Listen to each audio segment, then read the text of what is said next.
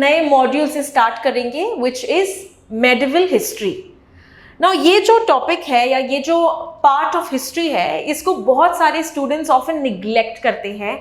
They term this as not important और very boring part of history.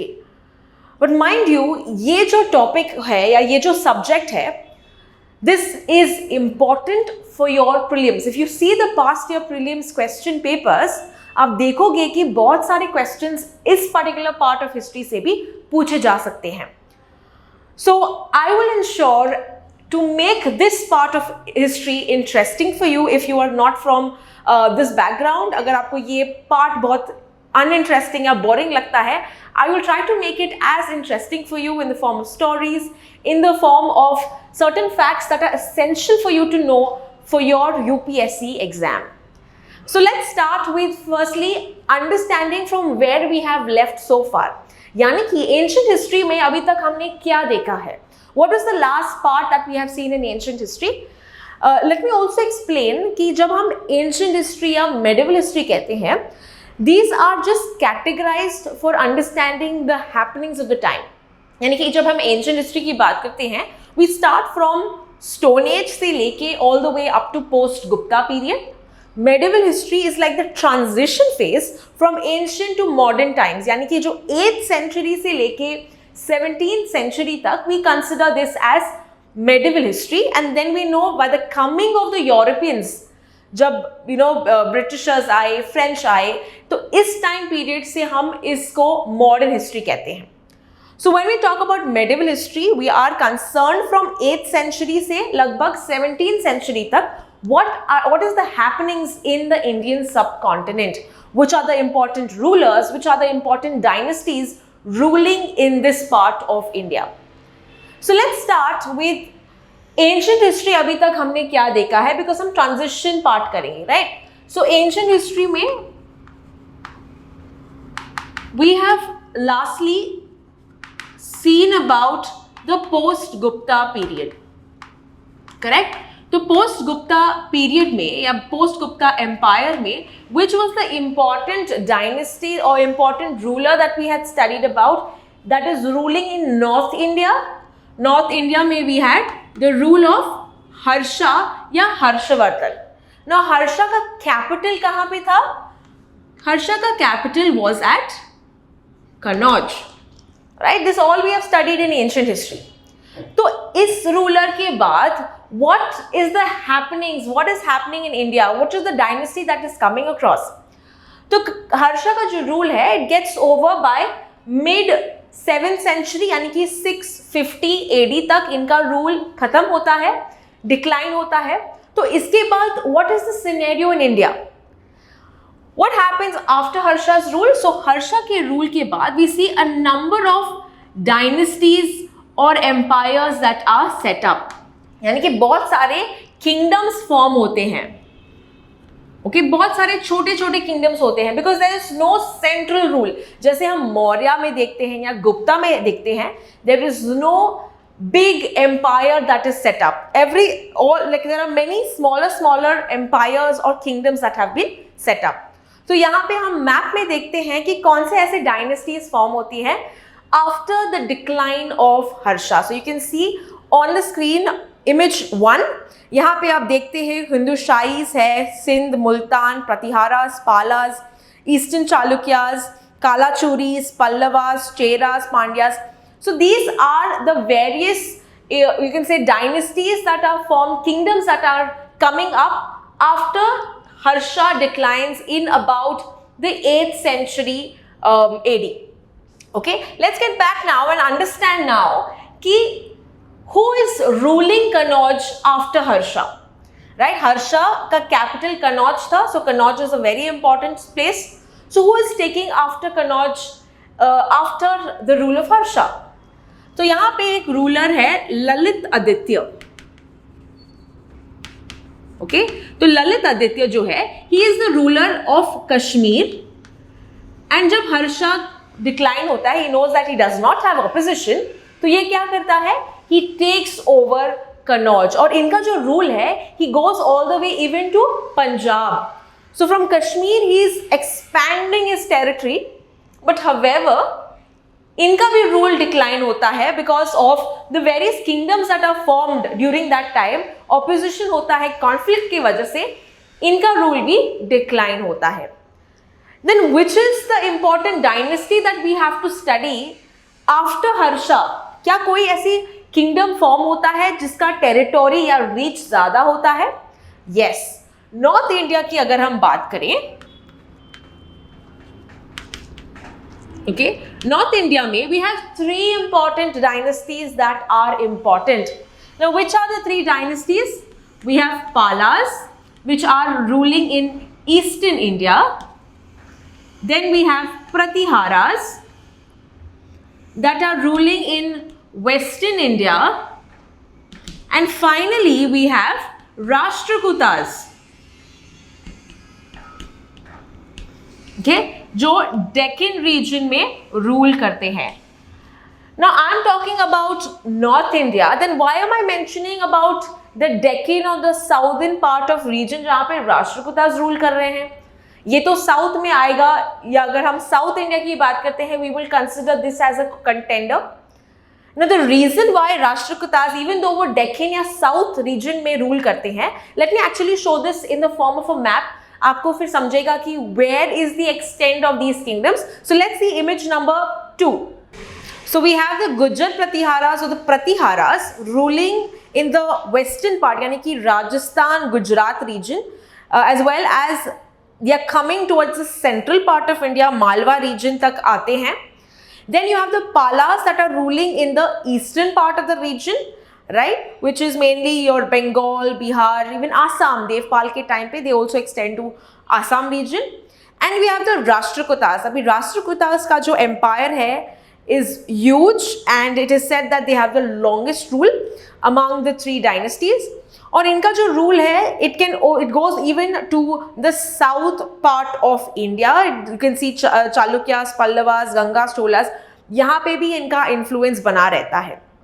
So let's come back and we have seen कि इन तीन dynasties का extent कहाँ है, territory कहाँ है, influence कहाँ पे है, but we don't find an all India empire like we see that in Mauryas या even in Guptas. लेकिन फिर भी ये तीन dynasties important होती है in the time period between 750 से लेके 111 AD तक. So you can say 1001 AD तक we have these three dynasties that are fighting and struggling for power, and we call this something as the tripartite struggle. इसको हम क्या कहते हैं? We call it the tripartite struggle. Now why do we call it as the tripartite struggle? It is because these are three powers which are struggling. Tripartite struggle, what are they fighting for? They are fighting for Kannauj, right? या कन्याकुब्जा. So Kannauj का दूसरा नाम है कन्याकुब्जा. Now question is, why are they fighting for Kannauj or Kanyakubja? आपने देखा है तीनों dynasties, एक उनका extent जो है, it is kind of overlapping in the northern part of India, यानी western यूपी के region पे तीनों dynasties का control किसी time पे रहा है. The question is, why are they fighting for Kannauj? So the reason, of course, one reason आप बता सकते हैं, because it was a capital of an important dynasties after Guptas, जिसके कारण it is a symbol of sovereignty. It is the symbol of sovereignty because ये किसी का capital रहा है. So imagine अभी का जो position है दिल्ली, जिसका importance अभी है, उस time पे कन्नौज या कन्याकुब्जा का importance रहा है. Apart from this, we have seen why Kannauj was important. Pataliputra से जब हम देखते थे कि कन्नौज the capital shift हुआ था, we have seen already why is Kannauj important. वही factors आपको ध्यान में रखना है, because firstly it was present in the Indo-Gangetic plains, यानी कि it is fertile, और fertile है तो agriculture के लिए important है, and agriculture के लिए important है तो obvious सी बात है कि surplus देगा, ज़्यादा से ज़्यादा crops आएंगे, and of course it will be able to sustain a huge empire. Now apart from that, it also had rich resources. आपके जो माइंस है ये यहाँ पे भी हम देखते हैं, which were situated, of course, very important for trade purpose. And ये जो कनौज है, it was located on the trade route to the silk route, okay, यानी कि चाइना से अगर हमको ट्रेड करना है, so that will be easier, as well as to various channels Indo-Gangetic plains में रहने के reason से it can also have trade with regard to the other states or other parts of the territory.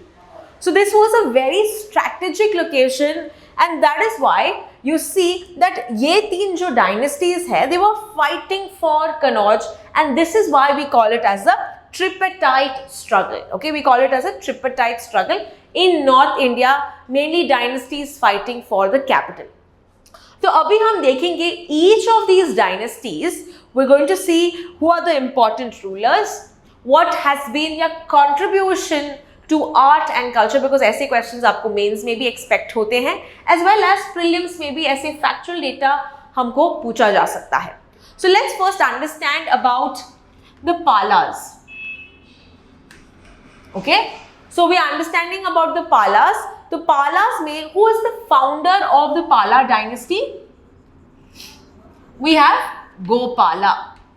Okay, थोड़ा facts आपको याद रखना है, so please write these important terms, important facts. Now remember, Palas are ruling in which part of the Indian subcontinent? आपको याद है, we have already seen the map, but I'm just going to draw a simple map for you. Okay, तो यहाँ पे we have the Palas that were ruling in the eastern part of India, यानी कि इनका जो territory है, it is near Bengal, Bihar region, and of course later on even Assam, यानी कि कामरूप, जिसको हम कामरूप कहते हैं. So earlier than Palas, कौन सा dynasty यहाँ पे rule कर रहा था? Before Palas came into being, which was the dynasty ruling here? In Harsha के टाइम पे हर्षा जो फाइट कर रहा था in the Bengal region, किस रूलर के साथ वो फाइट कर रहे थे? It was Shashank of Gowda, right, या गॉड, इस डायनेस्टी वो रूल करी थी. बट ऑफ कोर्स ये डायनेस्टी डिक्लाइन होती है, तो शशांक ऑफ गौड़ा के बाद, ये इंपॉर्टेंट रूलर के बाद गौड़ा डायनेस्टी डिक्लाइन होती है, and there is no central power और authority. So therefore we see that some Kshatriya chiefs साथ में आते हैं, they come together and they sort of elect a chief. And whom did they elect? They elected Gopala. ठीक है, तो the Kshatriya chiefs coming together electing another chief to start a territory or start you can say one particular kingdom, which was called as the Palas. तो Gopal जो है, he is considered as a very important ruler, the founder of the Pala dynasty, and इनका भी बहुत contribution रहा है with regard to जैसे कि ओदांतपुरी डायनेस्टी मोनेस्ट्री. ओके, जैसे कि we had the Nalanda university in the earlier times, वैसे ही Odantapuri considered as the second largest university that was founded by Gopala. Now इनके जो बेटे थे, इनका नाम था धर्मपाल. ओके, सो गोपाल के बाद Dharmpal, and he was considered as a remarkable king because इनके time पे now he was ambitious. He wanted Kannauj as his capital, यानी कि east से now he wanted to come to the center. तो इसीलिए we find that the tripartite struggle becomes important or becomes very prominent during the rule of his son Dharampal. So Dharampal का contribution भी immense रहा है, जैसे कि in this time period we also find him given the title Uttarapatha Swami. Okay, ये इनका title रहा है. What do you mean by Uttarapatha Swami? यानी कि the master of north India. ये इतने पावरफुल किंग है कि इनको ये टाइटल मिलता है उत्तरपथ, यानी कि master of the north India. Apart from this, he also helped to revive Nalanda university. Okay, जो नालंदा यूनिवर्सिटी है, किस टाइम पे हमने देखा था नालंदा यूनिवर्सिटी आया था? It was in the time of Gupta, Kumar Gupta. Okay, ये सब आपको फैक्ट्स याद रखना है. सो इनका जो ये जो नालंदा यूनिवर्सिटी है, it had actually declined after the rule of Harsha. And we see that Dharampal helped to revive this particular university. इन्होंने दूसरे भी डायनेस्टी यूनिवर्सिटी फॉर्म की, जैसे कि Vikramshila university, as well as monasteries, जैसे कि सोमापुरी मॉनेस्ट्री. ओके, सिमिलरली बहुत सारे विहार चैत्यास को भी इन्होंने फॉर्म किया. जगद्दल है. So he had a great contribution even to, you can say, Buddhism, because ये जो यूनिवर्सिटीज है, बहुत सारे ऐसे टिबेटन स्कॉलर्स आते थे, चाइनीज स्कॉलर्स आते थे to study in these university. So lot of contribution that we see of these things. ये फैक्ट्स आपको थोड़े ध्यान में रखना है. सो दैट वाज धर्मपाल, जिसके टाइम पे ट्रिपिटाइट स्ट्रगल स्टार्ट हुआ. एंड धर्मपाल के बाद इनके बेटे ने ये कंटिन्यू किया, विच इज देवपाल. तो जो देवपाल है, he extended his reach, as I said, even to Assam, Kamarupa region. तो इनका जो पॉलिसी भी था वो था कॉन्क्वेस्ट या एक्सपेंशनिस्ट पॉलिसी अगर हम कहते हैं.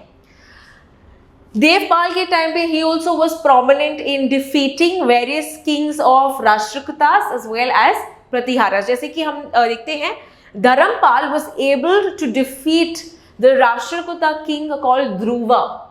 ठीक है, सो वैसे ही Devapala also was succeeded in showing his prominence and defeating many such chiefs of Rashtrakutas as well as Pratiharas.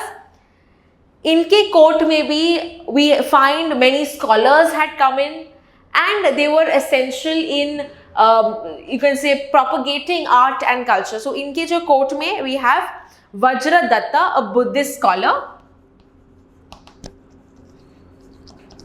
Okay, Vajradatta एक बुद्धिस्ट स्कॉलर थे जो इनके कोर्ट में प्रेजेंट थे. वैसे ही बहुत सारे ऐसे पेंटर्स, स्कल्प्टर्स हम देखेंगे, इनका कंट्रीब्यूशन देखेंगे. बट दिस वाज देवपाल, जिनका रूल था in the first half of the 9th century, यानी कि 810 850 के आसपास इनका रूल था इन द, यू कैन से, in the Pala dynasty. Now Devpal के बाद we will find that there were various other rulers, but they are not very important because इस time के बाद there is not much expansion that is happening. Okay, so we have Vikrampal, we have Mahipal.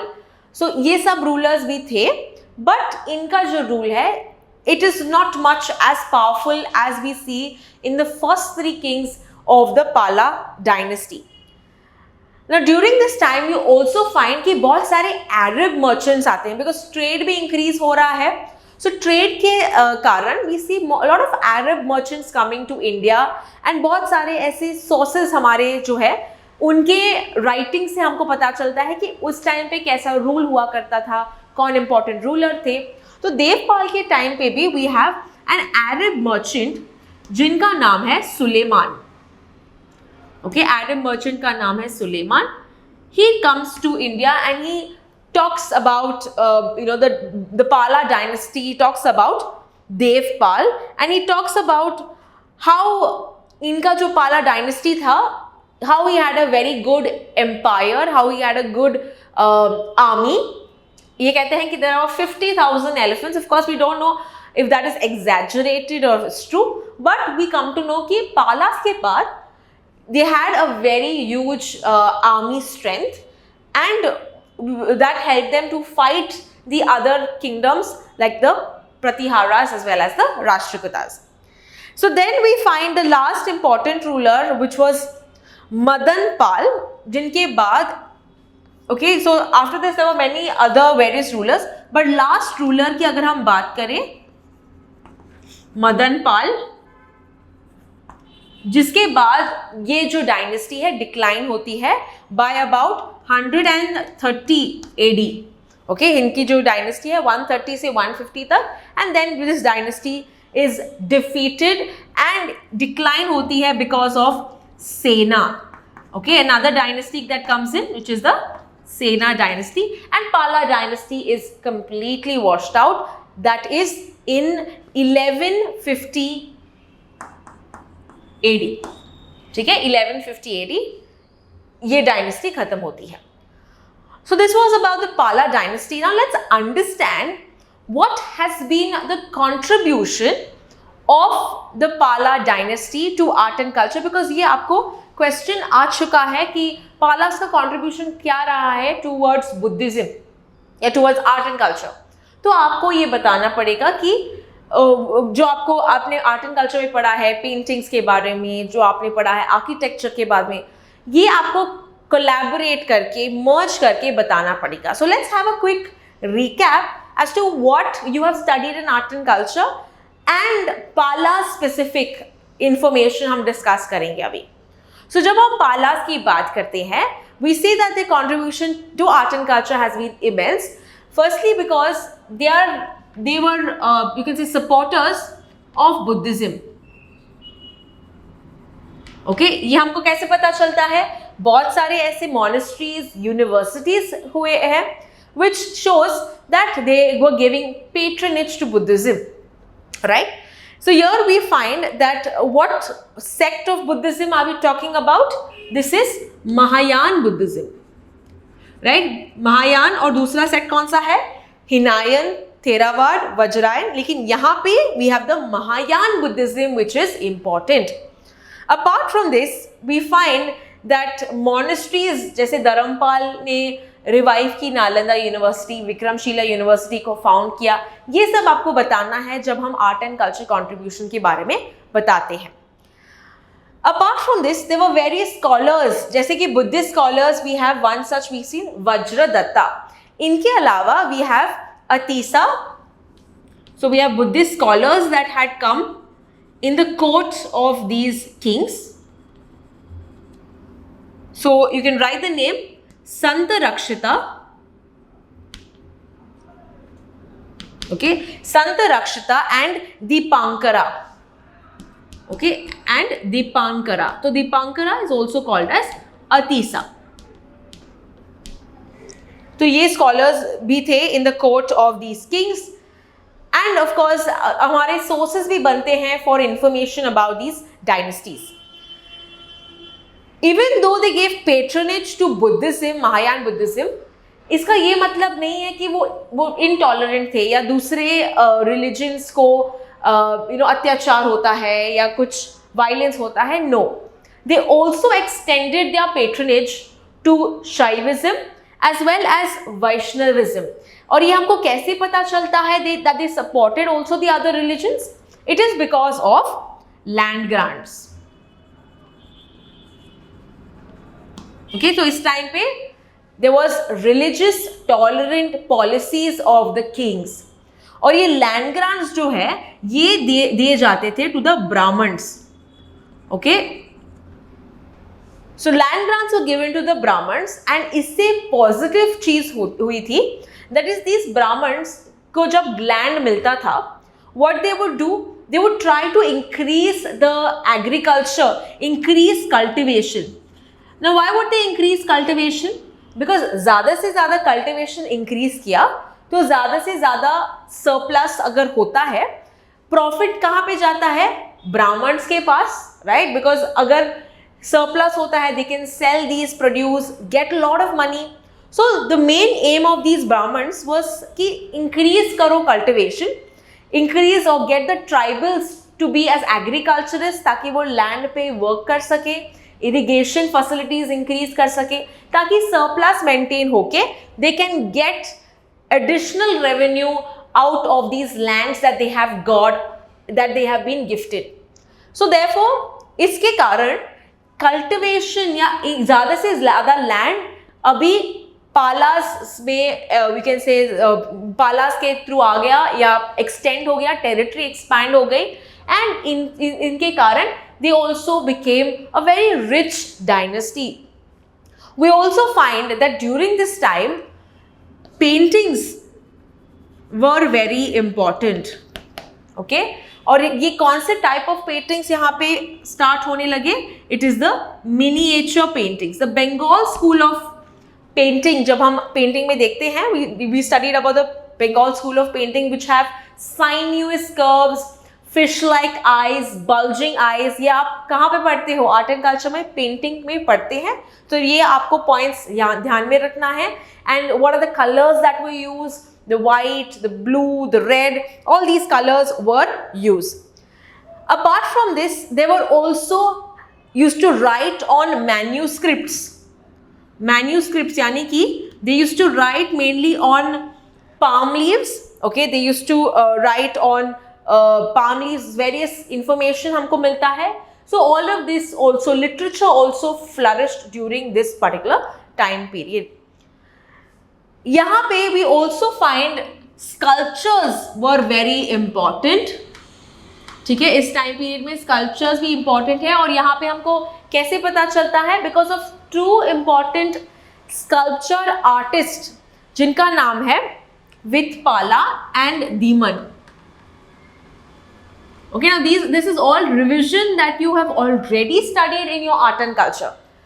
हम बस एक ही जगह पे इसको रख रहे हैं ताकि आप जब रिवाइज करते हो it will be easier for you, as well as बहुत सारे ऐसे फैक्ट्स आपको थोड़े ध्यान में रखना है, कौन किस टाइम पे या कौन किसका कंटेम्प्रेरी है, बिकॉज ऐसे क्वेश्चंस आपको प्रीलिम्स में एक्सपेक्टेड है.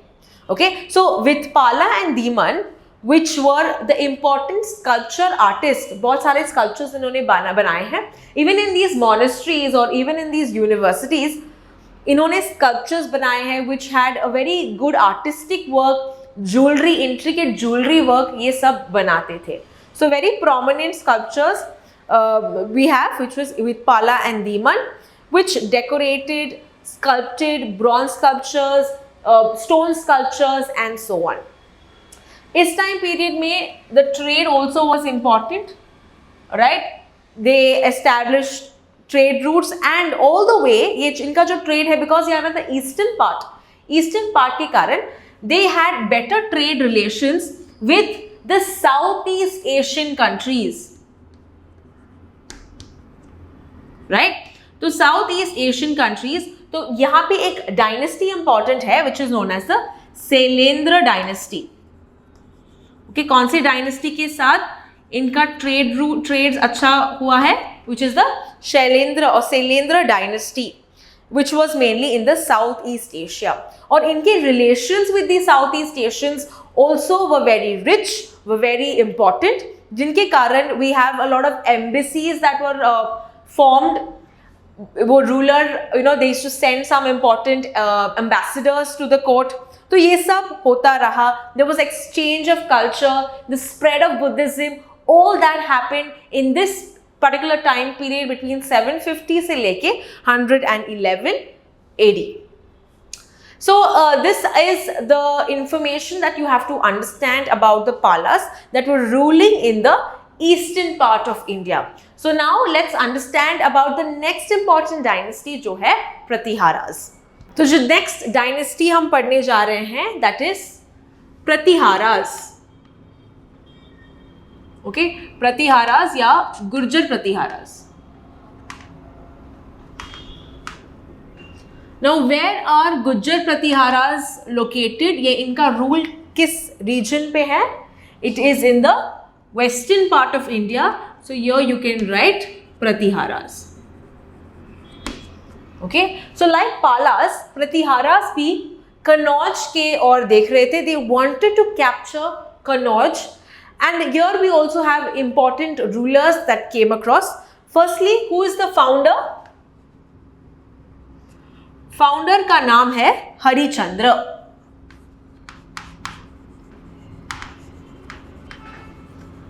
और इनका जो कैपिटल है, प्रतिहारास का capital, it is located in Bhinmal.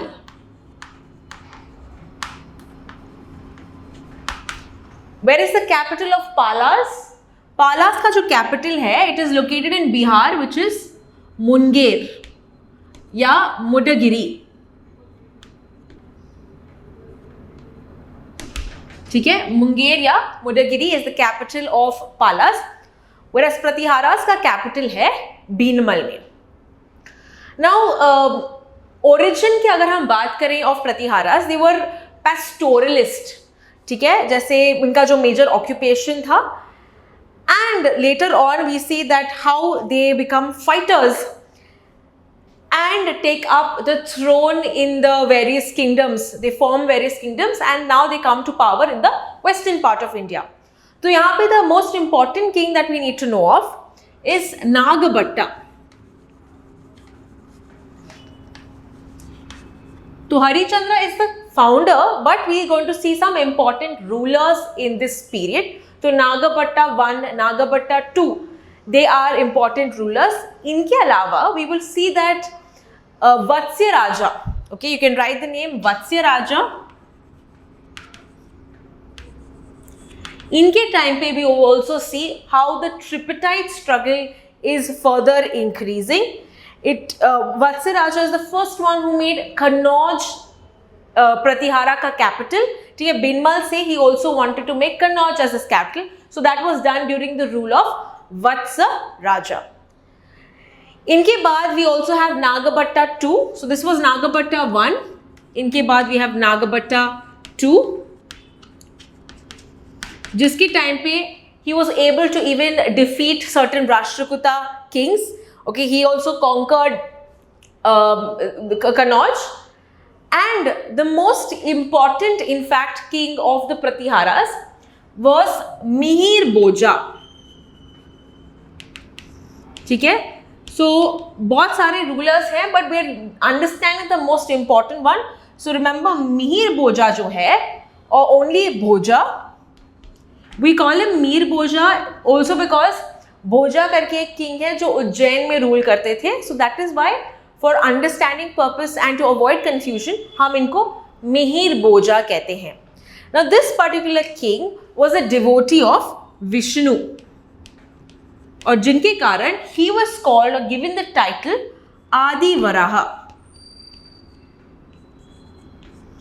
ठीक है, ये इनका कैपिटल, इनका टाइटल है आदि वराह, यानी कि like the incarnation or a form of Vishnu. So that much was his praise for Vishnu. And even the various travelers that came, जैसे मैंने कहा अरब travelers आते थे, तो अरब travelers में से एक और traveler है अल-मसूदी. कि ये कौन है? ये एक traveler, he had come from Baghdad. तो ये जो traveler है ये कहते हैं, he calls Bhoja as Bora. Okay, he calls Bhoja as Bora. So ऐसे आपको questions आ सकते हैं, prelims facts याद रखना है. तो यहाँ पे remember Mihir Bhoja or Bhoja was an important king during this time and he was one of the greatest rulers of Pratihara where he was able to defeat many Rashtrakutas as well as Pala kings. After Mihir Bhoja we have a couple of other kings जैसे कि Mahendrapal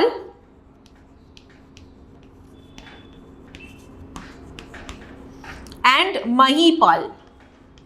Okay, तो Mahendrapal was the son of Bora or Bhoja और Mahendrapal का son is Mahipal. So Mahipal is the grandson of Bhoja.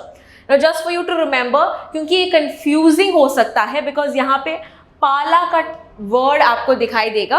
So remember this very clearly that these are Pratihara Kings.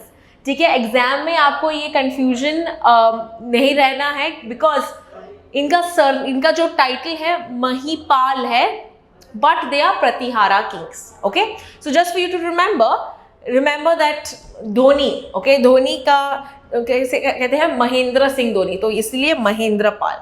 और महेंद्र पाल को या धोनी को हम शॉर्ट फॉर्म में माही भी कहते हैं. So that is again Mahipala. सो पहले महेंद्र होता है फिर माही होता है और ये दोनों पाला उनका जो नाम है लेकिन दे वर प्रतिहारा से बिलोंगिंग. ओके, इवन महिपाल के जो कोर्ट में there was an important court poet जिनका नाम है राजशेखर. ठीक है, तो ये एक संस्कृत पोएट है जिन्होंने बहुत सारे इंपॉर्टेंट वर्क्स उस टाइम पीरियड में बनाए थे. So remember Rajshekhar was in the court of Mahipal. Mahipal is the grandson of Bhoja And we will see that Mahendrapal ke time pe bhi there was annexation, there was expansion that went across. So it is said that Mahendrapal was even went up to the region of Magad, the region of Bengal tak ye ja chuke the. So that is showing the bravery, that is showing the valor of these particular kings of the Pratihara dynasty. So ye the important kings. आपको kings के नाम याद रखने हैं because these are the type of questions that come in your UPSC prelims exam. So when we talk about Pratiharas, इनके पास भी excellent cavalry थी, infantry था, army था, and of course because of the horses that they would import from the west, because ये western part में रहते थे, so they were easy access to horses. And we will see that ये जो particular Pratihara dynasty है, it declined because of the Ghaznavid invasion. So इस time के बाद या इस नेक्स्ट वीडियो में हम देखेंगे कि during the from the northwest they have invasions that came across. Right? We know the northwest was always one such area जहाँ पे foreign travelers आते थे. You talk about the Greeks, you talk about the Iranians or the Persians. बहुत सारे invasions होते थे. So इस invasions की वजह से इनका जो power है ये decline होते गया. And the other reason is internal conflicts between Palas as well as Rashtrakutas, जिनके कारण ये जो बड़ा territory है they began to split. Okay, तो Gujjar Pratiharas now begin to split into Chandelas, Chauhans, Parmaras. तो इनका जो territory है ये separate या fragment होते गया. So that is how this particular dynasty declined. And what about the Palas? How did the Palas decline? Palas की अगर हम बात करें, even the main reason is about these invasions. तो जब ये early medieval history यानी कि 1100 के आसपास हम देखते हैं foreign invasions आते हैं या बाहर से there are Turks that come in, the Ghaznavids, the Ghurids, जो हम next वीडियो में देखेंगे. तो इनके वजह से बहुत सारे annexations की वजह से या बहुत सारे raids and plundering की वजह से इनकी जो टेरिटरी है ये वीक होने लगती है. And we see that many of these monks they now also go to various parts of the country, जैसे कि they also go to Nepal, they go to China. So ये सब माइग्रेशन भी होता रहता है and that leads to a decline of the Pala dynasty. We also saw कि the next kingdom that came near Palas was which dynasty was it called? The Sena dynasty. तो इनके कारण, ये reasons के कारण the Pala dynasty declined and we also saw the Pratiharas कैसे decline होता है. So if we talk about the contribution of art and culture of Pratihara, although they were ruling in the western part of India, यहाँ पे trade of course will be very important. And अगर हम temples की बात करें, यहाँ पे भी स्कल्पचर्स है, यहाँ पे भी जैसे काजूराव टेम्पल है. So we see during this time period how massive temples also came which had long gate, you can say ceilings and lofty you can say structure. And this was of course one of the most important characteristic features that we see in the Pratihara school of temples, जहाँ पे बहुत बड़े बड़े beautiful carvings होते थे in temples में. And we can talk about the literature like we have Rajshekhar जो महिपाल के कोर्ट में थे, which was important for Sanskrit works. So this was with regard to the Pratihara dynasty. And now moving on to the last dynasty that we have, it is the Rashtrakutas.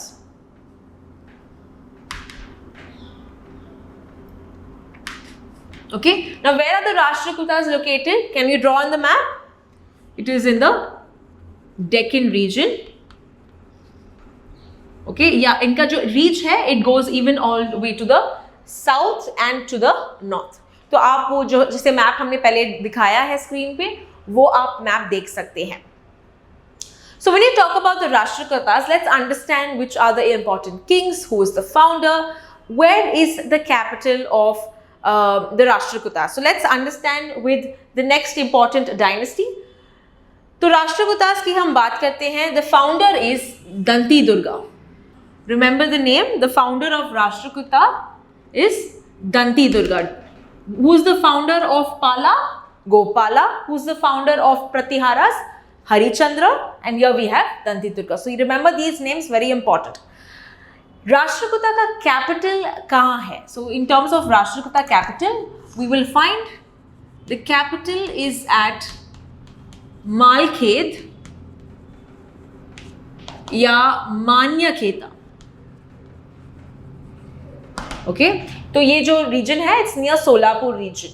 So right somewhere around here. Okay, तो मालखेद और मान्यखेता is the capital of Rashtrakuta. यहाँ पे भी important kings हम देखते हैं. Let us see the important kings during this time. Like we have Krishna I. Now Krishna I क्यों important है? It is because he in the 8th century built the Kailashnath temple.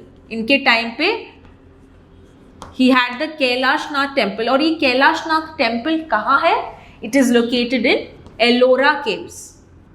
Okay, तो ये facts आपको याद रखना है. 8th century यानी कि the later part of we can say about 750 780 के आसपास, it was Kailashnath temple that was built at Ellora caves during the reign of Krishna I. Then we also have the king Dhruva.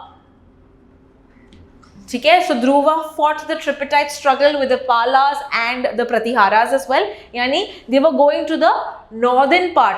तो अगर आप राष्ट्रकूटा का जो region देखते हैं, it was a bridge between North India and South India. Okay, and that is why they were constantly fighting in and around the region. Now it is said कि राष्ट्रकूटास जो है, they were ideally or originally they were feudatories of Chalukya. They were feudatory of Chalukya. अभी feudatory का मतलब क्या है? We have already seen this term, but let us have a quick understanding कि feudatory of Chalukya क्या है. Now, do you remember जब हम post Gupta period कर रहे हैं, we saw Harsha was ruling in the north, but in the south we saw Chalukyas, Pallavas, and even in deeper south, Pandyas of Madurai were there, right? Chalukyas of Badami, Chalukyas of Kalyani या वातपी, ये क्या है? ये Deccan reason में rule कर रहे थे. यहाँ पे इस रीजन में ये रूल कर रहे थे, राइट? तो चालुक्याज वर रूलिंग. तो चालुक्या का जो रूल है, it was more again decentralized. यानी कि imagine this is the king. Okay, so we consider he is a Chalukya king. Okay, ना चालुक्या किंग ने अपनी जो बड़ी सी लैंड टेरिटरी है, ये he has kept it in charge of certain smaller kings. Okay, he has kept in charge of certain governors या vassal chiefs. Okay, so these are the various terms ये small governors या small rulers को मिलता है. तो आप ये territory को आप संभालोगे, ये territory को आप संभालोगे. So like that we have a number of parcelled kingdoms, fragmented empire, and which was placed in terms of certain chiefs. तो ये जो chiefs थे, they used to give the king respect, they used to give him some tribute, कुछ पैसे देते थे, as well as even they would allow their daughter to get married to the king. So they would ask for their daughter to be married to the king as well. तो इतना respect दिया जाता to the main king. So just like center and states. Okay, so यहाँ पे इस particular chief को autonomy दी जाती थी कि आपको कैसा रूल करना है, आप देख लो. बदले में मुझे you have to consider me as the major king. Okay, so this is how the feudatories और decentralised system began. And Rashtrakutas वो one such feudatory of the Chalukyas. So therefore Rashtrakuta जो किंग है, ये you know they become strong once they know that हमारा जो king है weak है. So during that time we had Kirtivarman. Remember जब हम चालुक्या कर रहे थे, we talked about Narasimha Varman, we have you know Meghavarman, we have different kind of kings that we've seen. Kirtivarman के टाइम पे we know the Chalukya rule had declined. So that was very easy for the Rashtrakutas to then come to power, to rebel and now establish their own kingdom. And that is why we see Rashtrakutas come into power. So वैसे we see that these are the various kings that come. Krishna I है, Dhruva है that fought even the Pratihara king Nagabhatta. And apart from that, the most important king is Amogavarsha. Okay, who is the most important king of Rashtrakuta? It is Amogvarsha. Now Amogvarsha क्यों important है? It's because of his expansionist policy. Okay, he was a very able ruler because यहाँ पे he just did not have to fight with your Pratiharas and Palas जिनके साथ tripartite struggle continue था, but he also had to fight with the kingdoms in the south.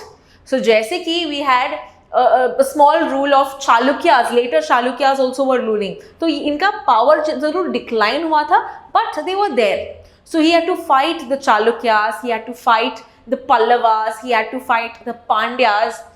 So इसके कारण we say that Amogvarsha is given the title of Ashoka of the South. Okay, so अगर question आता है who is the Ashoka of the South? It is Amogvarsha. He was also a follower of Jainism. Okay, he was a Jain follower, and we have seen that इस time period में he himself was an author. So we find that he has written Kavi Rajamarg as well as Prashnottara Ratnamalika. तो ये आपको ध्यान में रखना है. Prashnottara Ratnamalika is a Sanskrit work, whereas Kavi Rajamarg is a work in Kannada. Alright, so some facts important for your prelims exam. Amogvarsha was not just you can say a king who was important for expansion of the Rashtrakuta dynasty, but he himself was interested in art and culture. इसीलिए we see that he himself has authored Kavi Rajamarg as well as Prashnottara Ratnamalika. इनके court में भी we find different important poets, Sanskrit poets. We also have Swayambhu. Okay, he was in the court of the Rashtrakutas as well. So Rashtrakutas also were very have very great contributions to art and culture. जैसे हमने पल्लवास हमने पालास देखा है, वैसे ही राष्ट्रकूटास पे भी question आ सकता है कि what is the contribution of the Rashtrakutas in the field of art and culture. So you need to remember all of these points, all of these facts जो आप probably art and culture में भी कर चुके हैं. So when you talk about Amogvarsha, very important king, and where he had to expand his territory, and that is why we see Rashtrakuta जो empire है वो कितना उन्होंने stretch किया था, and one of the biggest empires in the early medieval kingdom. And apart from Amogvarsha, we also see other kings जैसे कि Indra III, Krishna III. Okay, and Krishna III was in fact the last important ruler, जिसके बाद ये जो dynasty है it lost its importance because their enemies now started coming together and fighting. ठीक है, so इसीलिए ये डायनेस्टी थोड़ी डिक्लाइन होती है, but nonetheless it continued for a long period, even despite being you can say not expanding more further, but even not major important kings there during that time. तो ये था with regard to Rashtrakutas कौन से important kings थे as well as what has been their contribution. Now when you talk about the contribution, you have to remember about the important temples during this time. South India में we know the architecture that was booming. We know Kailashnath temple, Ellora caves. तो यहाँ पे आपको ये examples ध्यान में रखना है, as well as when we talk about the contributions with regard to literature. ठीक है, तो ये आपको specifically याद रखना है when we talk about the Rashtrakutas contributions to art and culture. Now let's move on and understand also about इस time period में administration कैसा था. Okay, because this can come as your important question with regard to your prelims. ऐसे बहुत सारे questions आते हैं confusing, so you need to remember this very clearly because this is where the students actually lose out marks, because ये समझते हैं कि इस part से क्या questions आ सकते हैं, but आ सकते हैं, and I'm going to show you how. So we are going to talk about the administration during the early medieval kingdom. Okay, remember one thing, Palas and Pratiharas had a very similar type of administration. Palas and Pratiharas had similar administration, and Rashtrakutas on the other hand had a simple type of administration that we're going to see. ठीक है, तो ये दोनों आपको याद रखना है. Palas and Pratiharas का जो एडमिनिस्ट्रेशन है, जो वर्ड्स है वो सेम है, एंड राष्ट्रकूटास का अलग है. सो बिकॉज रिमेंबर नॉर्थ में कौन सी किंगडम्स है वो सिमिलर वर्ड्स यूज करते हैं. ठीक है, तो remember this. But generally speaking, how was the administration in the early medieval kingdom is followed what they had seen in the earlier times. यानी कि गुप्ता पोस्ट गुप्ता पीरियड में जैसे एडमिनिस्ट्रेशन होता था वैसे ही इस टाइम पीरियड में भी फॉलो करने लगा. So nothing new to learn now. You just have to remember the same points that we have studied so far. So what have you studied so far? King का role important है. King is at the apex of the administration. He's the main fountainhead of administration. King को मदद करने के लिए we also have council of ministers, right? Amatyas ministers थे. And king का जो position था, okay, was it hereditary? Was it monarchical? Yes, it was monarchical. It was very important. इसीलिए कहते हैं because of the titles that they had used during that time. जैसे महाराज दिराज, परम बट्रका, महाराज दिराज यानी कि किंग ऑफ किंग्स. यानी कि this also talks about feudatory system kind of administration, यानी कि decentralised administration. All of these points हमने ऑलरेडी एंशिएंट हिस्ट्री जब हम गुप्ता पोस्ट गुप्ता पीरियड कर रहे थे. It's a same format of administration that had been followed और carried on through the ages. So nothing new about it, you just have to remember the same points. So feudatory system आपको याद है, when we talked about the same figure, एक king के पास बहुत सारे ऐसे गवर्नर्स होंगे जिनका अपना ऑटोनॉमी होगा. They can maintain their own army, and then we know when the king becomes weak, जहां पे अपना सेंट्रल अथॉरिटी जब वीक होता है तो आप अभी के सिस्टम में भी रिलेट कर सकते हो. Imagine if the centre is weak, the states will start voicing for secessionism, separatism. तो वही होता था उस टाइम पीरियड में भी. We will find that when the centre is weak, okay, when the centre does not have support, ये जो vessels है, जो फ्यूडेटरीज है, they used to assert their independence, and that is how more kingdoms came up. And that is why जब मैंने starting में आपको map दिखाया था, we understood that there were many kingdoms. What is the reason for this? It is the feudatory system. It is the decentralization that had happened. ठीक है? So इस time period में भी decentralization हो रहा है. We see the king is also giving land grants, okay, to Brahmins. And that is the reason also for increase in land being brought under cultivation, जिसके कारण we say that the riches of the kingdom is also expanding, it's increasing during this time. So this was the general characteristics जब हम बात करते हैं with regard to what or how was the administration. Now when I was telling you that Palas and Pratiharas and Rashtrakutas कैसे अलग है, that becomes mainly in your system or of administration. Okay, so जैसे when you say a country is divided into states, उस time period में भी we will find that the country or the territory was divided into provinces. तो ये provinces का नाम या क्या है ये हम देखेंगे. So starting with when we talk about the major territory, ये जो territory है is divided into भुक्ति.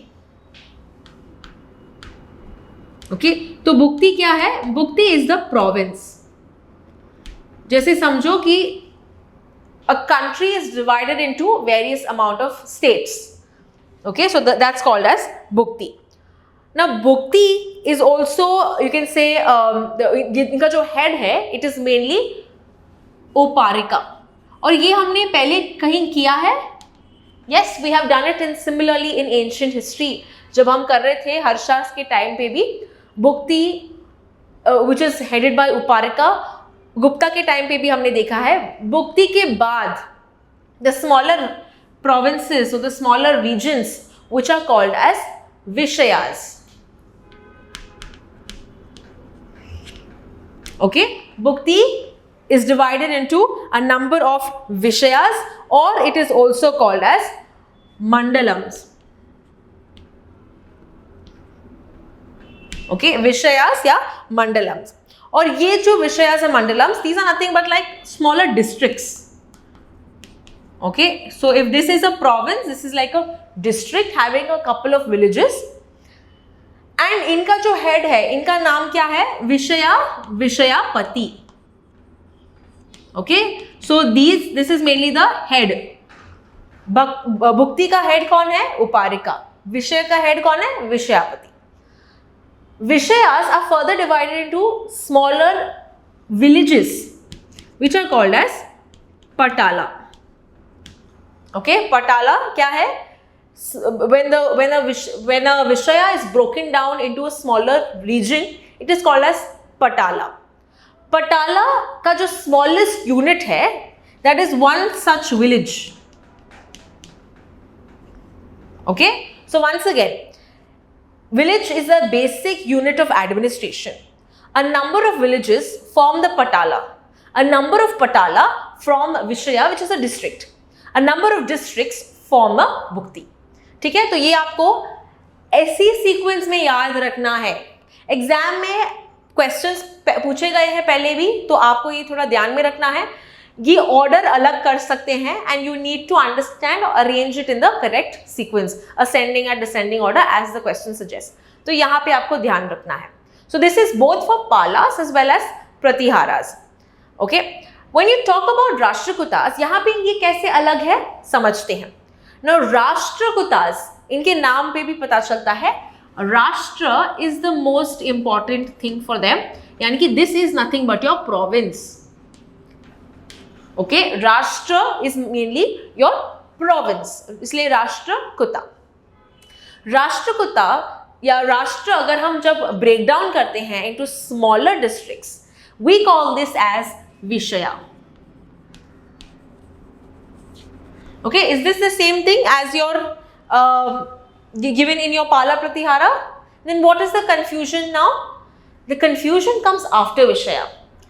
After Vishaya, a smaller unit is called as Bhukti.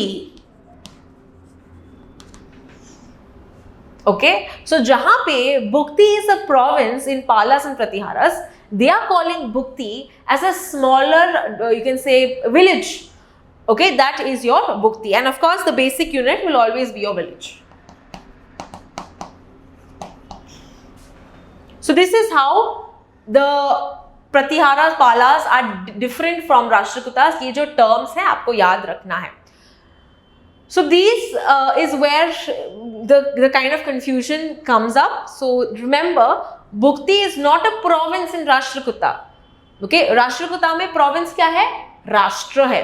So they must have thought कि you know तुम्हारा Bhukti एक province है, तो हम अपना जो village है, हमारा जो smaller unit है, हम आपका province जितना रखेंगे. Okay, so that must have been like to show their power, their grandeur. इन्होंने ऐसे नाम रखा होगा. Okay, so it's like you know your grandfather or your surname is something, I'm going to keep my dog's name as that. I'm just giving you an example. So just so that you remember कि Bhukti जो है, it is a smaller unit. Okay, now coming back, now this was the basic administration. यहाँ पे भी we will see a number of you can say committees, number of assemblies या number of officials. जैसे कि ये याद रखना है, Kotwal was important for law and order. कि बहुत सारे ऑफिसर्स हैं यहाँ पे. जैसे विलेज में यू हैव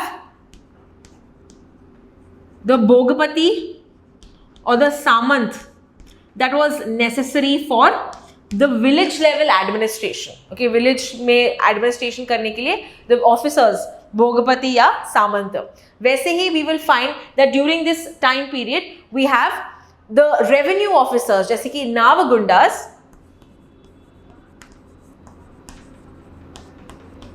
ओके, नावगुंडास और देसा महातारास.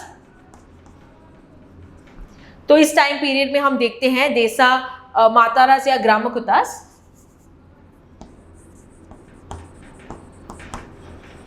तो ये क्या है, ये है revenue officers and they again were hereditary in character, यानी कि एक का बेटा ऑफिसर बनेगा, उसके बच्चे भी ऑफिसर्स बनेंगे वैसे. So they did not have any exams like we have during this time. It was hereditary in its position. So ऐसे बहुत सारे officers would aid in the administration. We also had various village committees. ये जो village committees है, they would mainly be responsible for the upkeep of the village, यानी कि tanks का maintenance है या टेम्पल्स का मेंटेनेंस है या स्कूल्स को मेंटेन करना है. तो we had these various village executive committees who would look after all of the other functions of the village. ठीक है, so this is with regard to the complete administration. And remember during this time when we talk about army, because ये system भी बहुत important होगा इस time period में because of the level of annexations होते हैं, जिनके कारण पता चलता है that the army must have been really fierce. Now remember the three important kingdoms that we have, Palas, Pratiharas and Rashtrakutas. तो each one had their own strong hold. तो जब हम आर्मी की बात करते हैं, लाइक फॉर एग्जाम्पल पालास के लिए elephants were their main source of strength. ठीक है, so they were very good with their elephants and they were able to cause maximum destruction, all because of the elephants, a fine breed of elephants that they had. Similarly, Pratiharas got the best breed of horses because they would import so, right? So horses again was their stronghold. Rashtrakutas के लिए भी horses are important, but for them the major source is या forts. Okay, in this region forts होने के कारण they were able to secure their kingdom very well.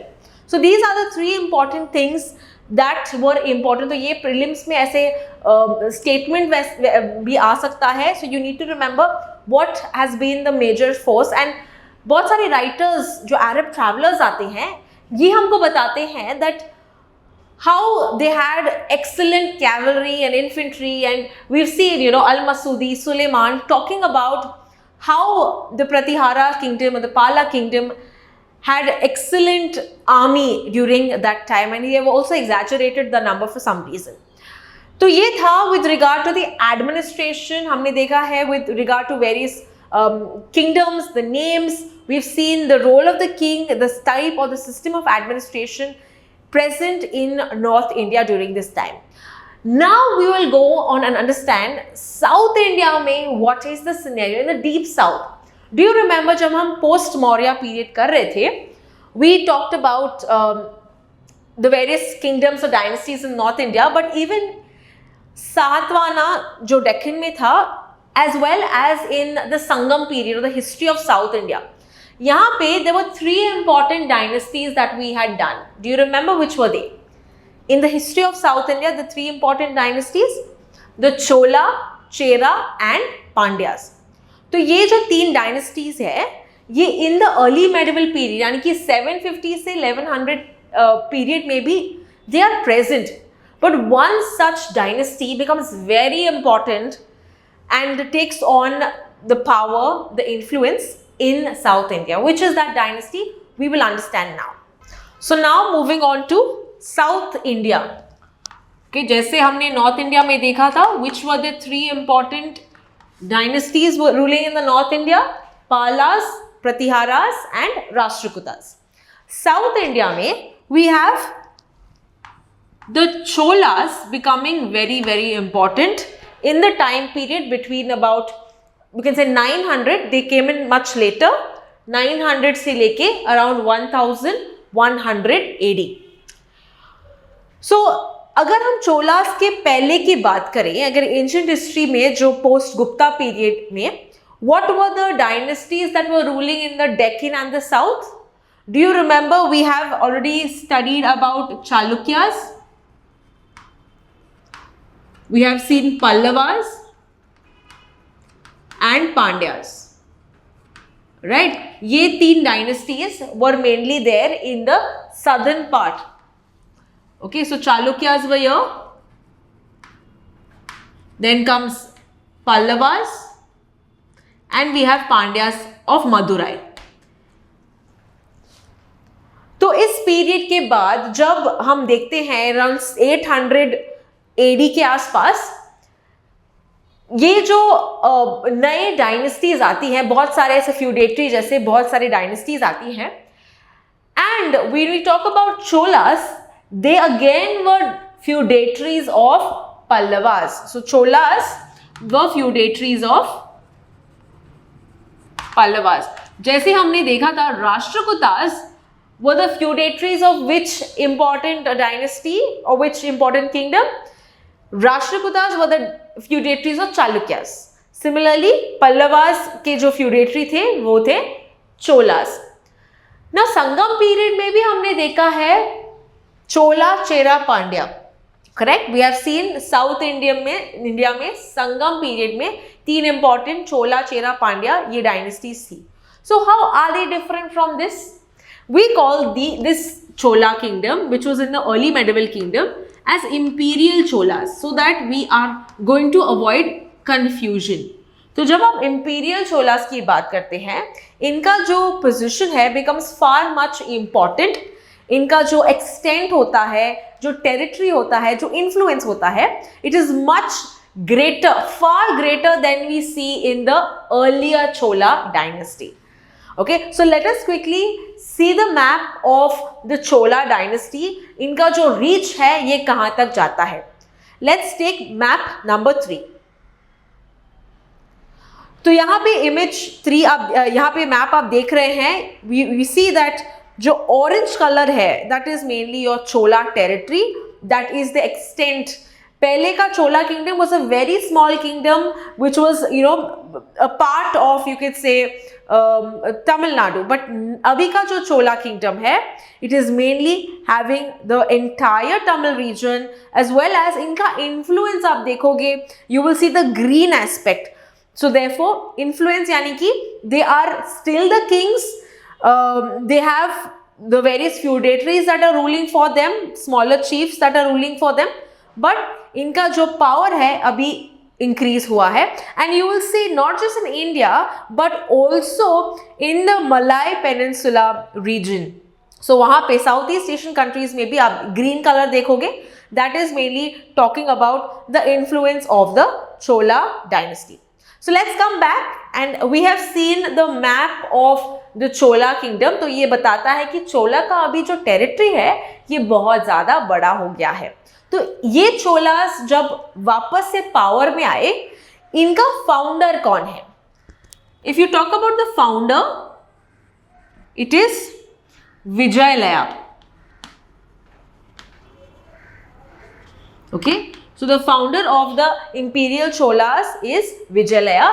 और चोला का जो रूलिंग है इट इज अप्रोक्सीमेटली 985 से लेके 144. Okay, 1044. So this is the approximate time period that we can talk about that the Cholas were in power. And the major important king, आपको बस 2 important king के बारे में याद रखना है, because ये 2 important king he were essential for the naval expansion, the military conquest, the setting up of administration. ये 2 ही king आपको ध्यान में रखना है. So let us see what are the names of the kings. The first one is Raja Raja. Okay, तो Raja Raja 1 का जो rule है it is about 985 से लेके 1011. Okay, so we have the rule of Raja Raja 1 985 से 1014. And ये जो है ये important इसीलिए है because he was able to expand the territory of the Cholas. जो आपने image देखा है, you saw that how the influence has increased of the Cholas. Yes, that is because of the efforts taken by Raja Raja 1. तो हम जब राजा राजा 1 की बात करते हैं, it is said that he was essential in defeating the various kingdoms around South India. यानी कि हम देखते हैं बहुत सारे ऐसे kingdoms है, चालुक्यास है, पल्लवास है, पांड्यास है, चेरास है. So he was essential in also fighting these kingdoms and establishing the Chola rule. ये जो राजा राजा वन है, he is also important because he not only tried to establish the Chola power in India but also invaded Sri Lanka. Okay, you have seen in the map orange color. Sri Lanka is also orange in color, which says that Chola rule was also in Sri Lanka as well as in Maldives. Okay, and they also sent out naval expeditions. Okay, naval invasions to the regions of Malay Peninsula, यानी कि जो south east Asian countries है, जावा, Sumatra, इस reason पे भी इन्होंने अपना influence बनाया है. Okay, and they established a trade route. You can see that the red line that was there, this shows the trade route of the Chola Empire. It went all the way towards China, जिसके कारण there was an increase in the trade during this time. Okay, so when we are talking about Raja Raja I, यहाँ पे हम देखते हैं that he not only carried on military conquest expeditions. इस time period में हम देखते हैं the navy is very strong.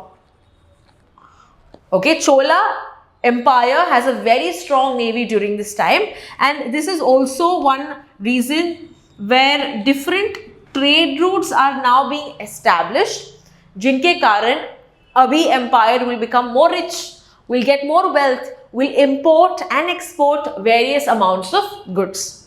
So trade routes again started जब हम देखते हैं all the way towards Malay Peninsula, जिसके कारण this empire again further flourishes.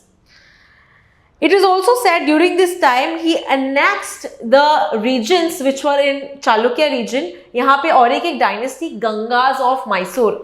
Remember we have studied this जब हम ancient history कर रहे थे, post Gupta period कर रहे थे. We saw these dynasties. So Raja Raja I is essential or is considered as one of the remarkable king. Vijayalaya के बारे में हम इतना नहीं जानते हैं, but Raja Raja I के बारे में जानते हैं because of the expansion of the Chola Empire that happened, and not just about military conquest. इस time period में हम देखते हैं that Raja Raja I was also very fond of architecture. So यहाँ पे important temple is Brihadeshwar temple. Okay, तो Brihadeshwar temple कहाँ है? It is in Tanjore. Very important for prelims. Now, what style of architecture is the Brihadeshwar temple? Brihadeshwar temple की जब हम बात करते हैं, remember it is a classic example of Dravidian style of temple architecture. So remember, this is one of the finest examples of Dravidian style of temple architecture. यानी कि South India में कौन सा school of temple architecture है? Which is Dravidian. So Raja Raja I is not only known for military conquest but also for building, and यहाँ पे temple walls में भी we have the inscriptions of his victories that he had done. जो military conquest है उसके बारे में भी हमको पता चलता है. So that was Raja Raja I. So this is the first king. The second important king that we need to know about is Rajendra I. Okay, Rajendra I जो है, he is the son of Raja Raja I. So इनका जो rule है comes after 1014 all the way up to 1044. Now Rajendra I is also a very important king for us to know because इन्होंने बस South India को या Sri Lanka and Maldives को capture नहीं किया या उनका स्ट्रॉन्ग होल्ड नहीं रखा, but he now tried to go towards the North India. यानी कि remember earlier जब हम चोला की बात करते हैं, चेरा की बात करते हैं, they would still look or fight for kingdoms below the Tungabhadra या कृष्णा कावेरी rivers के यहाँ पे. They would not cross and go all the way towards the north. We have studied this. Tungabhadra river के below या Kaveri river के below, we will see that they have established a stronghold. But above Krishna river, they are not going to venture much. एक boundary बना के रखते हैं in the earlier Cholas, but during the Chola king Rajendra one, यहां पे ये देखते हैं कि he is going all the way to Kalinga, he is going all the way to Bengal, and it is said that he also crossed Ganga. Okay, and this is considered as a remarkable feat of Rajendra I. And because he crossed Ganga, इसीलिए he got the title Ganga Konda Chola. Okay, क्या title है? गंगा कोंडा चोला. Why is this title? Because he was able to cross it. तो इसीलिए ये अपने आप को एक टाइटल देते हैं गंगा कोंडा चोला. And he also established a city named after this. तो ये सिटी का नाम, okay, where is this city located? The city is located near Kaveri River. Okay, remember this. ये कावेरी रिवर के पास situated है. And what is the name of the city? It is Gangai Konda Chola Puram. Okay, this is the name of the city. So these are some important facts. बहुत questions आए हैं इस particular topic में. So यहाँ पे आपको remember करना है Rajendra one has built the city Gangai Konda Chola Puram.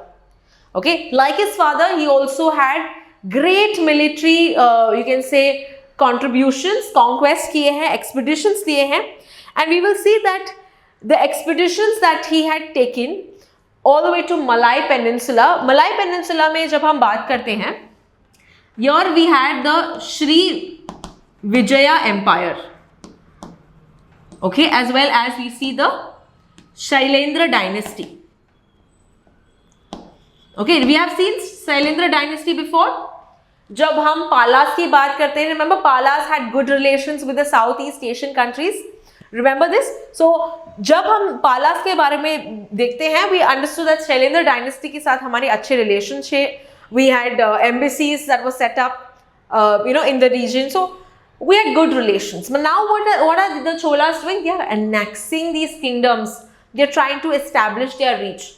However, Shailendra dynasty में हम देखते हैं that they had good relations in Shailendra dynasty because they were followers or patrons of Buddhism. इन्होंने request किया था चोला किंग से कि क्या हम एक monastery set up कर सकते हैं, and therefore a monastery was set up by the Shailendra dynasty in Nagapattinam.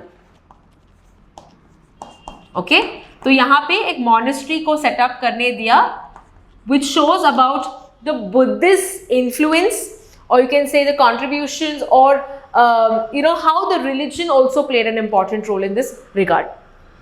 So this was with regard to the Raja and Rajendra I, जहाँ पे of course the major feat or the major contribution is with regard to military conquest. हमने देखा है it not only conquered a greater part of South India but also the regions of Maldives, Sri Lanka, and they were able to expand their influence even in Malay Peninsula and increase their trade routes in this regard. Now let's understand with regard to the contributions of the Cholas in various features जैसे कि administration, with regard to architecture and so on. When we talk about the contributions, let's first understand with regard to the administration. तो जब हम administration की बात करते हैं, we see that one very important characteristic, जब भी हम छोलास के बारे में पढ़ते हैं, something that should instantly come to your mind is about the local self-governance. Okay, so अगर present times की हम बात करें, we talk about panchayat, we talk about panchayati raj system, we talk about gram panchayat. जैसे अभी के time पे we have the village administration is very important. उस टाइम पे भी the local self government, okay, उस टाइम पे हम देखेंगे how was the importance given to these small village committees, the village level administration. Okay, this is a very characteristic feature of the Cholas. बाकी का हमने already देखा है कि king is an important role to play, the king is assisted with the council of ministers, all of this is understood, so I am not going to again repeat all of them, but we will discuss about the local self government because that is something very important and questions bhi aa sakte hain in this regard. So when you talk about the local self government, here we will see that there were various you can say village committees. Okay, so इस time पे हम देखते हैं कि village committees that were established. So think of this as उस time में you had these small groups. ये groups में अगर आपको इलेक्ट होना है, you have to have either property, you need to own property, और you need to be educated. Okay, so उस टाइम पे भी इलेक्शंस हुआ करते थे.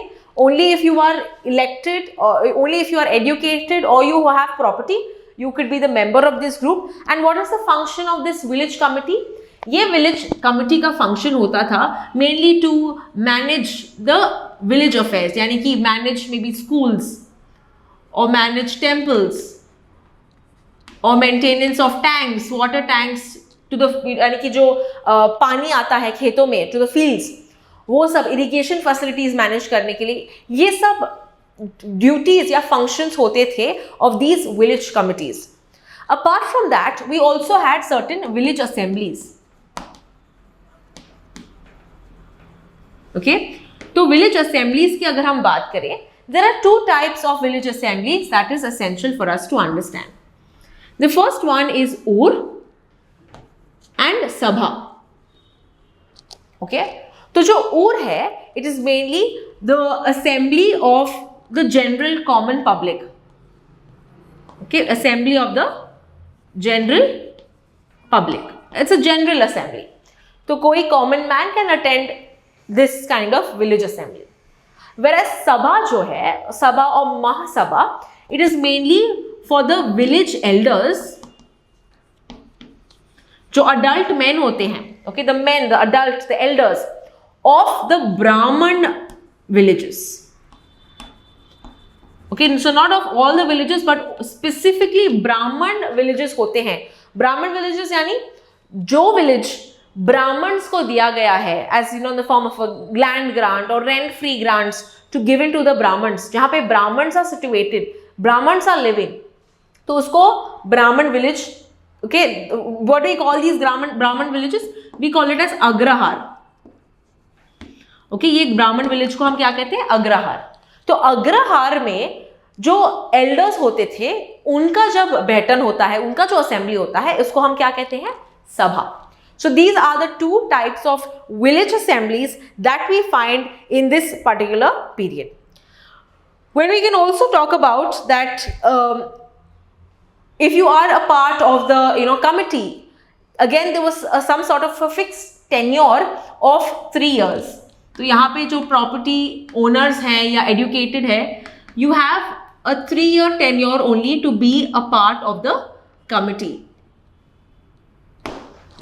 Okay, so something which is very advanced for उस टाइम पीरियड के लिए, जो अभी हम देखते हैं, we have some fixed tenure for certain committee members और जो म्यूनसिपल पीपल है, कमिश्नर्स है, जो भी है. सो इस टाइम पे हम देखते हैं कितना एलिजिबिलिटी क्राइटेरिया होता है, क्वालिफिकेशंस होता है. उस टाइम पीरियड में भी we will see that there was certain set of instructions, eligibility, tenure that was followed, and this is why the local self government of the Chola period इसको बहुत ज़्यादा important हम मानते हैं, as well as it was you can say way ahead of its times. So this was with regard to the village assemblies and the village committees that were looking after the various administration. जब हम ब्राह्मण villages की बात करते हैं, this was also essential. That means the king would generally give Brahmins certain grants, land grants, जिसके कारण we saw an increase in cultivation. Okay, land under cultivation increase होता गया, जिसके कारण surplus मिलता गया, and this was essential to increase the prosperity or richness of the kingdom. So this was essential, and this was how both the kingdom benefited and how the Brahmins, because उनको excess riches अभी मिलते गए. So when we talk about the village assembly, this is how the system of administration happened. But what about the various, you can say, city level administration? जैसे हमने देखा provinces or villages, we've seen राष्ट्र, विषया, तो south India में ये कैसे divided है? So जब हम लोकल एडमिनिस्ट्रेशन की बात करते हैं, यहाँ पे we have the empire, okay, like for example the Chola Empire is divided into province. इस province को हम कहते हैं मंडलम.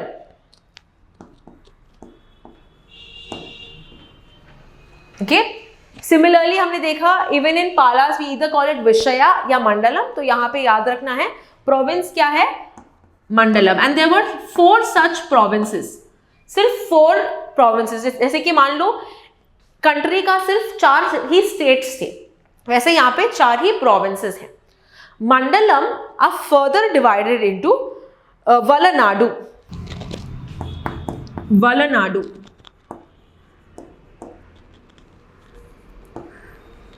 Okay, so mandalams are the provinces that were mainly ruled by certain governors.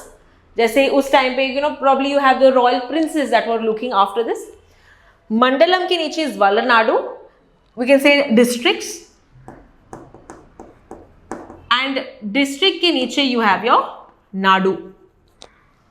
Okay, so Mandalam, Valanadu, Nadu. And यहाँ पे हम देखते हैं this is your local administration that is there. Apart from this, we will also find that in this time there are your army that becomes very important. Of course, navy सबसे important होता है, but इस time period में army, okay, where you have infantry, elephants, and cavalry. Okay, these 3 become very important in the military administration या the army of the Chola Empire. Now इतने बड़े army को अगर सस्टेन करना है, अगर एक्सपीडिशंस कैरी आउट करना है, दूर इलाके या इनकी साउथ ईस्ट एशिया जाना है, श्रीलंका, मालदीव्स जाना है, that means what is essential? Revenue is essential, right? तो रेवेन्यू कहाँ से मिलता था इनको? Revenue was mainly taken of course by land revenue, which was somewhere between 1/3 to 1/6 of the produce. Okay, apart from that tolls भी लेते गए. Trade is important, तो trades में they used to take tolls for goods that are coming inside the country, inside the empire. So tolls were taken. Professional taxes were taken. Okay, जैसे आप कुछ करते हैं, weaving करते हैं, you are doing some कारीगरी, तो उसके लिए भी आपको कुछ टैक्सेस, प्रोफेशनल टैक्सेस देने पड़ते हैं. Trade we know was on an increase, जिसके कारण there was an increase amount of wealth that was accumulated. और हम जब छोला इन्फ्लुएंस की बात करते हैं, we seen that the influence lasted in a huge amount of area. So they were also getting certain amount of tributes to the empire, जिसके कारण they were able to sustain such a big vast region.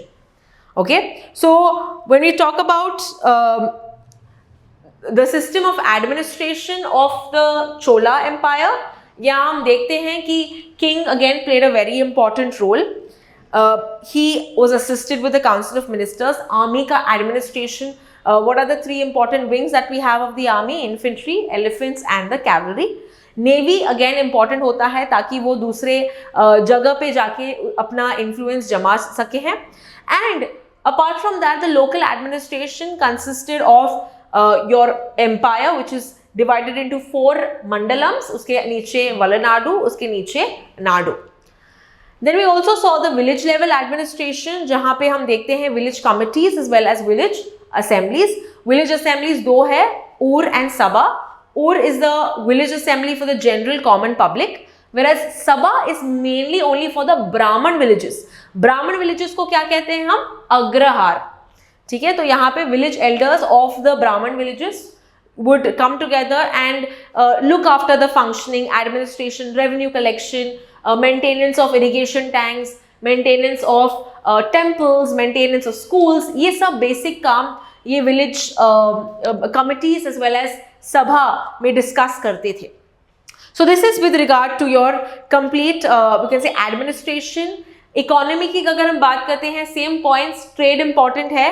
सो यहाँ पे we have various centres that emerge, जैसे कि जैसे हमने पांड्यास के time पे देखा था, Kanchipuram, you know, pearls become very important, weaving becomes very important, cotton trade becomes very important. तो यहाँ पे भी it's all continued over the years and we have important centers that are established in South India here.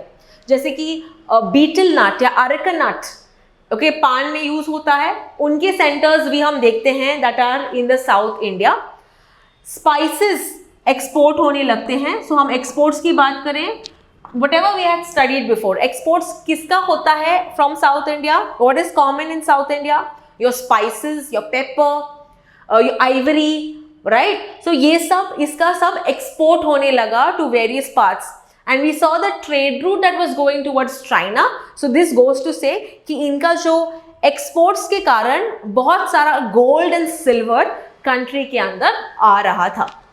Okay, so this was with regard to your administration aspect, your economic aspect. Now let's move on and understand with regard to your art and culture. Now this is a very important part जो हम cover करेंगे, because art and culture आपको पूछा जाता है in your mains exam.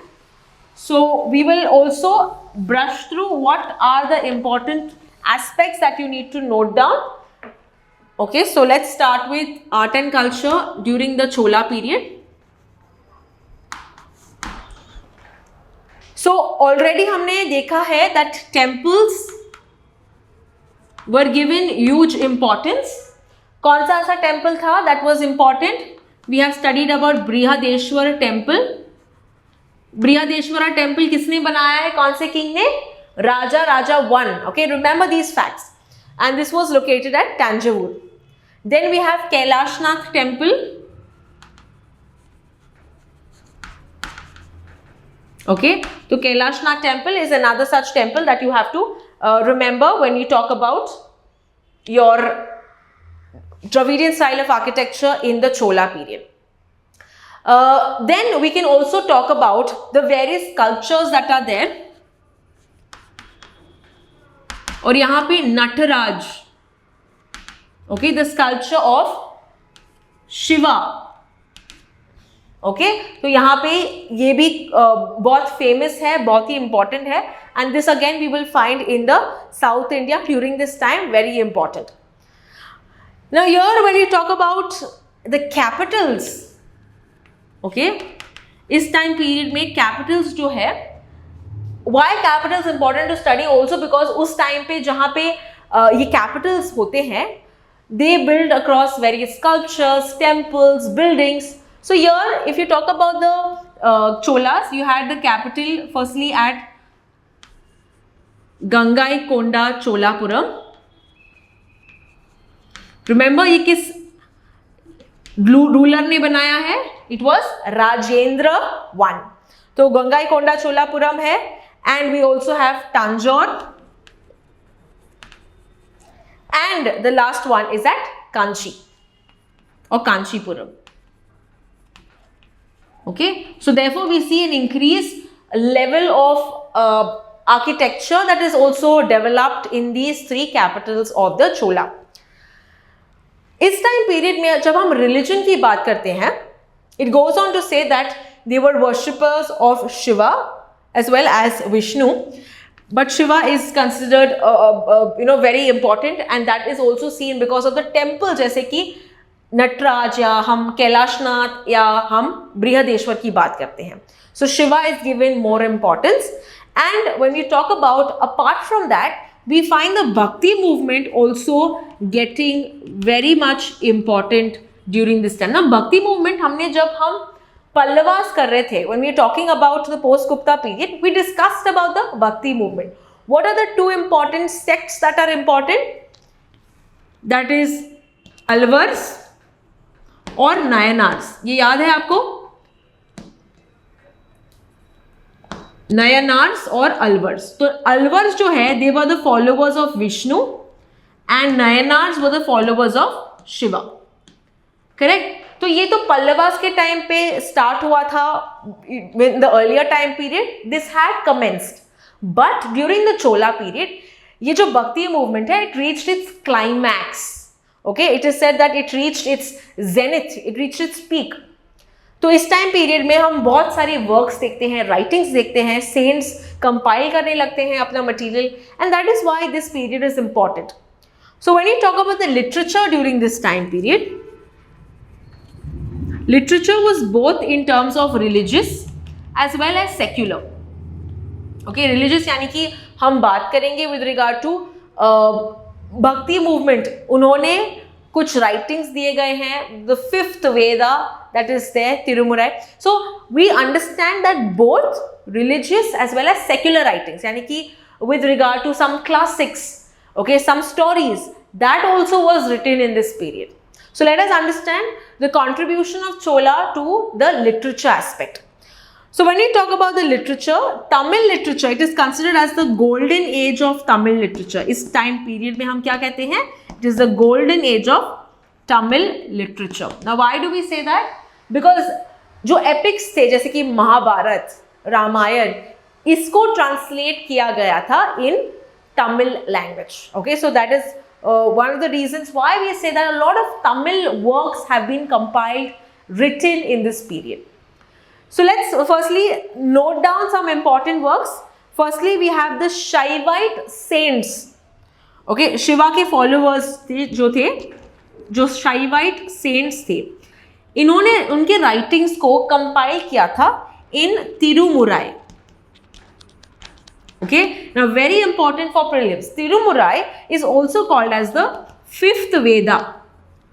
Okay, so which are the other four Vedas? You have Rigved, Samved, Yajurved, Atharvaved. ये चार आपने पढ़ा है. इसको इतना importance दिया गया था that it is considered as the fifth Veda in the South India.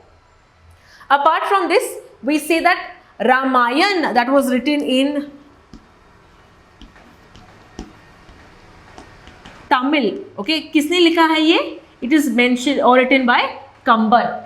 Okay, Kamban is a very important person, proponent for Tamil literature. तो आपको याद रखना है Kamban for Tamil, जिन्होंने रामायण को लिखा है in Tamil language. Similarly, Mahabharat, okay, Mahabharat की अगर हम बात करें, these are all important facts for your prelims. Please note it down. तो महाभारत की अगर हम बात करते हैं, remember it is Nannaya who had started it. Okay, Nannaya ने स्टार्ट किया, बट इसको कंप्लीट किसी और ने किया था. Completion was done by Tikkana. Okay, some facts for you to know. Even your other government exams में भी ऐसे फैक्ट्स पूछ सकते हैं, तो आपको याद रखना है. Then we will see that during this period there were certain jewels of your Kannada literature as well as Tamil literature, because ये हम South India की बात कर रहे हैं. They had a greater presence in South India. तो Kannada flourished, Tamil flourished, Telugu also flourished. So when you talk about the three gems of Kannada literature, a very important fact, this has also come in your previous year questions. So remember, the three gems of Kannada language, यानी कि जिन्होंने Kannada language को लिखा है, writings बहुत हैं उनकी, literature में कंट्रीब्यूट किया है, वो है Pampa, Ponna and Ranna. These are three people, Pampa, Ponna and Ranna. Okay, similarly we have three important gems of Tamil literature. Okay, एक तो तमिल लिटरेचर का जेम हमने ऑलरेडी देखा है. So one is easy, which is Kamban. Okay, but apart from Kamban we have Pugalendi as well as we have Kutanna. Okay, so who are the three important gems of Tamil literature? Kamban, Kutanna, Pugalendi. And we have three gems of Kannada literature. कौन है? Pampa, Ponna, Rana. Okay, remember these facts. So when you talk about Kannada literature also flourished, Tamil literature also flourished, even Telugu. Okay, Telugu also you can say flourished during this period. We have the Chalukyas that are important for giving the Telugu version of the Mahabharat. Okay, this was in और हम देखते हैं Naniya and Tikanna how they also contributed to Mahabharat, mainly in the Telugu literature. So this is the whole aspect जो आपको याद रखना है. बहुत सारे facts हमने डिस्कस किए हैं कैसे छोलास ने contribute किया है to the Tamil literature, and we see that this particular kingdom declined by 1200 AD. Okay, ये पीरियड जो है, so after Raja and Rajendra one बहुत सारे दूसरे किंग्स भी थे, बट इनका कॉन्ट्रीब्यूशन हम इतना पढ़ते नहीं है, because we see that the golden age was mainly in the first part of the rule. Okay, इसके बाद it declines. Okay, and that is the reason in 1200 it is completely declining. And what is the reason? Who is replacing them? We have the Pandyas of Madurai, which completely take the position of the Chalukyas. But at the same time, we have a number of foreign travelers coming in. We have invasions happening. तो जिसके कारण इनका जो rule है ये decline होता है. Okay, so remember that in this time period, that is between 900 to around 1144, the Cholas are very, very powerful, and they are able to expand their territory and power and empire and influence in the region of South India, and not just South India but Southeast Asia as well. And then we see that in the last part around 1200 AD के आसपास we see that a number of foreign invasions also happen, जिनके कारण their rule is going to decline. Now when you talk about हमको ये information कहाँ से मिलता है, we of course have inscriptions, but apart from inscriptions आपको ध्यान में रखना है that there are always a number of foreign travelers that are coming visiting India. जैसे हमने देखा अल मसूदी, सुलेमान, ये सब कौन थे? ये travelers थे. So इस time period में हम देखते हैं a Venetian traveler called Marco Polo. Okay, he is from Venetia. So he comes to India during this time, and he also gives us important information about the dynasties of the Chola period.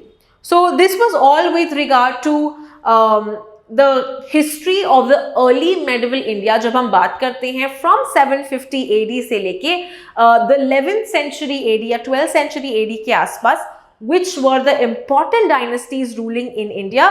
Mainly in the North India we have the Rashtrakutas, the Palas, Pratiharas, and in South India the most important dynasty was the Chola Empire. Pranam.